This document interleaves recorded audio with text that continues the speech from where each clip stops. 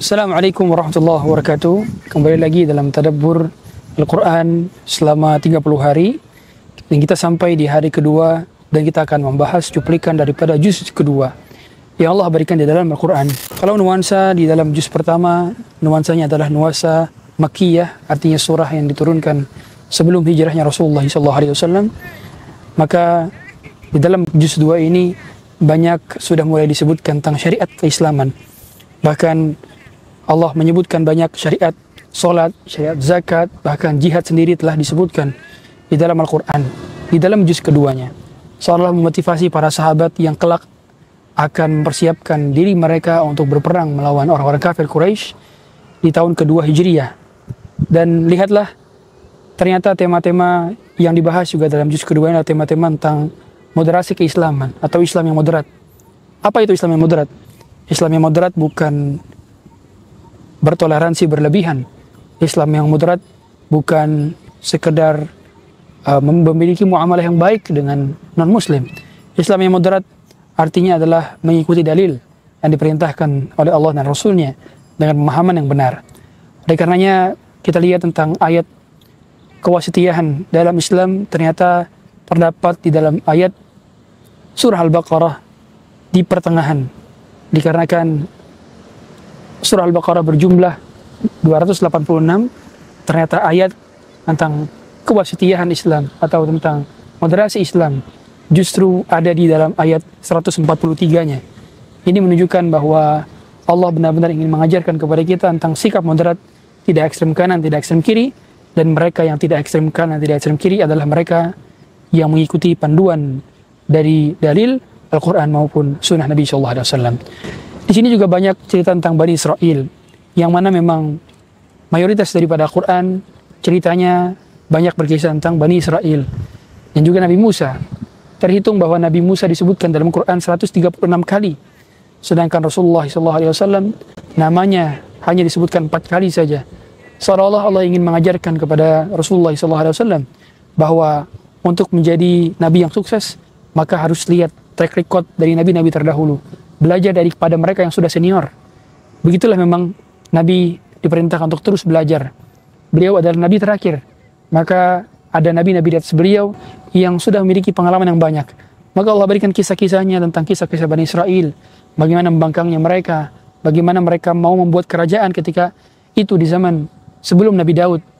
Yaitu pada saat Talut diberikan amanah untuk menjadi raja. فلما فصل طالوت بالجنود قال إن الله مبتليكم بنهر فمن شرب منه فليس مني. Yang mana pada saat itu dirinya sedang menaklukkan Jalut, berperang melawan Jalut, yang Allah berikan dalam Quran, وَمَنْ لَمْ يَطْعَمْهُ فَإِنَّهُ مِنِّي إِلَّا مَنِ اغْتَرَفَ غُرْفَةً بِيَدِهِ فَشَرِبُوا مِنْهُ إِلَّا قَلِيلًا مِنْهُمْ فلما جاوزه هو والذين آمنوا معه قالوا لا طاقة لنا اليوم بجالوت وجنوده قال الذين يظنون أنهم ملاقو الله كم من فئة قليلة غلبت فئة كثيرة بإذن الله والله مع الصابرين. pada saat sedang kehausannya, sedang kesulitannya, jumlah mereka ratusan. Tidak jauh berbeda dengan jumlah pada saat para sahabat di perang Badar. Maka cobaan berat itu tersebutlah yang menjadikan mereka mulia, dan lahirlah nama yang baik ketika itu untuk menjadi pemimpin, yaitu Nabi Daud. Nabi Daud membunuh Jalut dan Allah memberikan kerajaan dan kebijaksanaan kepada Nabi Daud. Tapi lihatlah, hikmah besar daripada kisah ini, Allah ingin mengajarkan kepada para sahabat Nabi SAW untuk tetap teguh dalam pendirian mereka. Layaknya Allah kisahkan kisah-kisah terdahulu. Demikianlah Al-Quran sepertiganya mengkisah, sepertiganya lagi adalah syariat, dan sepertiganya adalah tauhid atau akidah. Oleh karenanya pembahasan hikayat atau pembahasan cerita di dalam Quran tidak terlepas daripada cerita-cerita yang asli, keasliannya. Karena kita belajar dari sejarah, kita belajar dari kisah-kisah yang asli, bukan kisah-kisah yang palsu atau dongeng-dongeng belaka.